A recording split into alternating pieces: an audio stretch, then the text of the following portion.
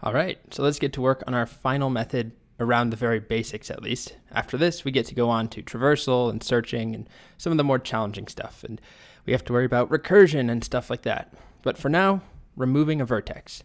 So let's define our method. Come up here, we'll call remove vertex, and it takes in the name of a vertex like Hong Kong. And I've written a couple other method calls to build out a little bit larger graph so that we actually have some data to remove to make sure it all works. So if let's see, remove vertex, what do we need to start with? Well, as always, we're going to need to do this dot adjacency list of that vertex. And that's going to give us, for example, if we go back here, it's going to give us this if we're trying to remove Hong Kong. We need to loop over that. And for each item in there, we're then going to pass it in to remove edge. So let's do a loop right now. We could do while this dot adjacency list vertex, and I'm going to do dot length, which seems weird to do while this dot adjacency list dot length, but I'm going to actually pop off items from this list as we go. So eventually we'll get to 0 and then our loop will stop. You could do a for loop. You don't have to do it this way.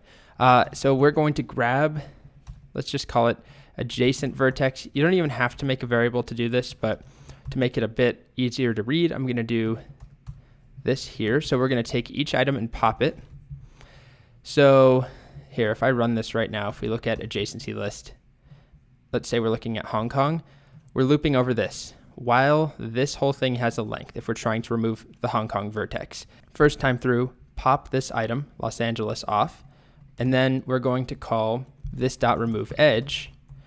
And what's the edge we're removing? Well, it's between Los Angeles and Hong Kong, the vertex itself. So the order doesn't matter. We can do vertex and then adjacent vertex, or we could do the other way around because this is an undirected graph. There is no direction. The order doesn't matter. We're removing both parts. Okay, so that will do that, takes care of that. And then if we actually run this now, and we look at G, let's do G dot adjacency list, just check on it one more time. All right, here's Hong Kong. Let's now remove vertex, Hong Kong. And if we look at the adjacency list again, you'll see, what do we have? Well, we got rid of all the references to Hong Kong.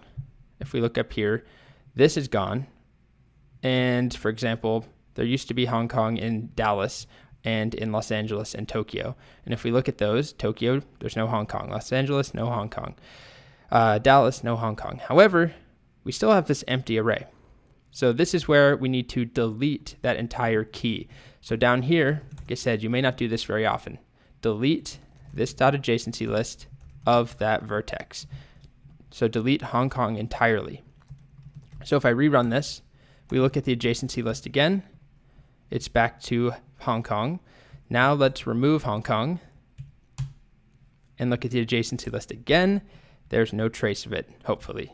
Yes, good, it's gone. Again, I don't know why we'd remove a flight or all flights to Hong Kong. Seems like that wouldn't happen.